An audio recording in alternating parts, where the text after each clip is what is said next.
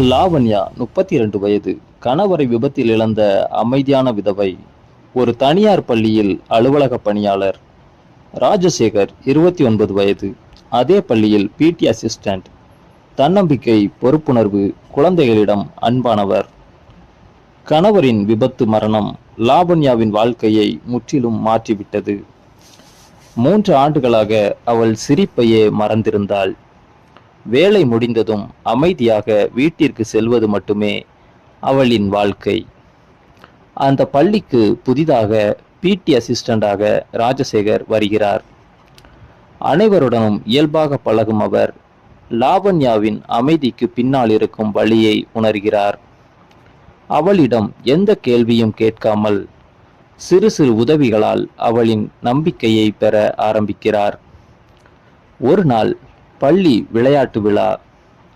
மழை காரணமாக மைதானம் வழுக்கலாக இருந்தது. லாவண்யா படிக்கட்டில் தவறி விழப்போகும் நேரத்தில் ராஜசேகர் அவளை தாங்கி காப்பாற்றுகிறார். நீங்கள் சரியா என்று பதற்றத்துடன் கேட்கிறார். பல ஆண்டுகளுக்கு பிறகு யாரோ ஒருவர் தன்னை உண்மையாக கவலைப்படுவதை உணர்ந்த லாவண்யாவின் கண்களில் கண்ணீர் வழிகிறது. அதன் பிறகு இருவருக்கும் மெதுவாக நட்பு உருவாகிறது. பள்ளி குழந்தைகளுடன் சேர்ந்து சிரிக்கும் ராஜசேகரை பார்த்து லாவண்யாவின் மனமும் மீண்டும் வாழ்க்கையை ஏற்க தொடங்குகிறது.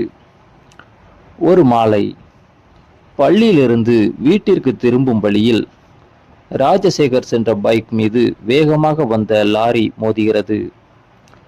சாலையில் இரத்த வெள்ளத்தில் கிடந்த ராஜசேகரை பார்த்த லாவண்யா அதிர்ச்சியில் உறைந்து நிற்கிறாள். ராஜசேகர் கண்களை திறங்க என்று அழுதபடியே ஆம்புலன்ஸை அழைக்கிறாள். மருத்துவமனைக்குள் கொண்டு செல்லப்படும் ராஜசேகரின் உயிர் ஆபத்தான நிலையில் இருப்பதாக மருத்துவர் கூறுகிறார். அந்த செய்தியை கேட்ட லாவண்யா தன் வாழ்க்கையில் இன்னொருவரை இழக்கக்கூடாது என்ற பயத்தில் மருத்துவமனை வாசலில் கண்ணீர் மல்க நிற்கிறாள். மருத்துவமனையின் அவசர சிகிச்சை பிரிவின் வெளியே லாவண்யா அமைதியாக அமர்ந்திருந்தாள். ஒவ்வொரு நிமிடமும் அவளுக்கு ஒரு யுகமாக தோன்றியது. பல மணி நேர அறுவை சிகிச்சைக்கு பிறகு மருத்துவர் வெளியே வந்தார். உயிருக்கான ஆபத்து குறைந்துவிட்டது, ஆனால் சில வாரங்கள் ஓய்வு அவசியம். அந்த ஒரு வாக்கியம் லாவண்யாவின் கண்களில் நிம்மதி கண்ணீரை வரவழைத்தது. அடுத்த சில நாட்களில் ராஜசேகர் மருத்துவமனையில் இருந்தார். பள்ளி ஆசிரியர்கள் வந்து சென்றாலும் தினமும் காலை முதல் மாலை வரை அருகில் இருந்தது லாவண்யா தான். மருந்து நேரம், உணவு நேரம், மருத்துவரின் அறிவுரைகள் அனைத்தையும் அவள் கவனித்தாள். ஒரு நாள் ராஜசேகர் மெதுவாக சிரித்தபடி கேட்டார், எனக்காக இவ்வளவு கவலைப்படுகிறீர்கள் என்று நினைக்கவில்லை. லாவண்யா சில நொடிகள் அமைதியாக இருந்தாள். வாழ்க்கையில் ஒருவரை இழந்த வழி என்னவென்று எனக்கு தெரியும். அதே வழியை மீண்டும் சந்திக்க விரும்பவில்லை. அந்த வார்த்தைகள் ராஜசேகரின் மனதை ஆழமாக தொட்டன. சில வாரங்களுக்கு பிறகு அவர் குணமடைந்து மீண்டும் பள்ளிக்கு வந்தார். மாணவர்கள் கைதட்டி வரவேற்றனர். லாவண்யாவின் முகத்திலும் பல ஆண்டுகளுக்கு பிறகு முழு புன்னகை மலர்ந்தது. இருவரும் சேர்ந்து பள்ளியின் விளையாட்டு விழா, மாணவர்களின் முகாம், சமூக சேவை நிகழ்ச்சிகள் போன்றவற்றை ஏற்பாடு செய்தனர். ஒருவரின் எண்ணத்தை மற்றொருவர் மதித்தனர். அந்த நட்பு மெதுவாக ஆழமான அன்பாக மாறியது.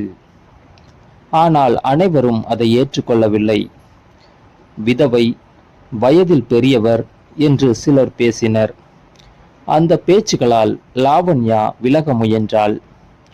அப்போது ராஜசேகர் அமைதியாக கூறினார், மக்கள் எப்போதும் ஏதாவது பேசுவார்கள்.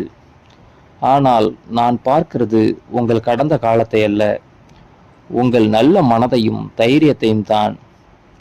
அந்த வார்த்தைகள் லாவண்யாவிற்கு புதிய நம்பிக்கையை கொடுத்தன.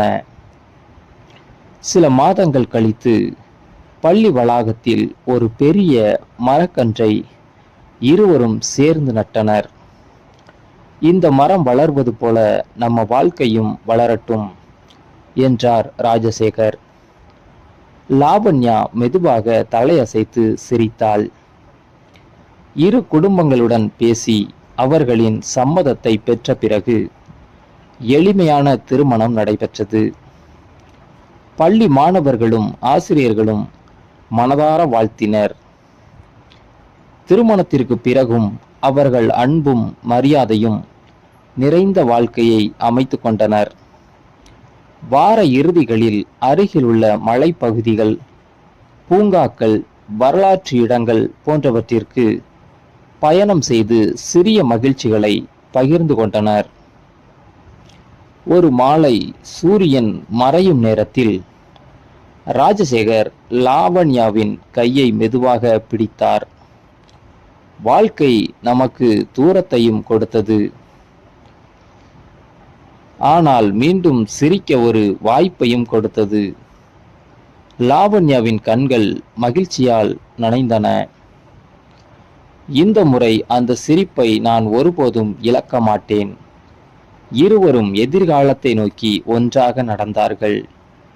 அவர்களின் உறவு தீவிரமான ஈர்ப்பில் அல்ல, நம்பிக்கை, மரியாதை, அக்கறை மற்றும் நிலையான காதலில் வேரூன்றியிருந்தது. இந்த ஸ்டோரி உங்களுக்கு பிடிச்சிருந்தா லைக் பண்ணுங்க, கமெண்ட் பண்ணுங்க, நம்ம சேனலை மறக்காம சப்ஸ்கிரைப் பண்ணுங்க.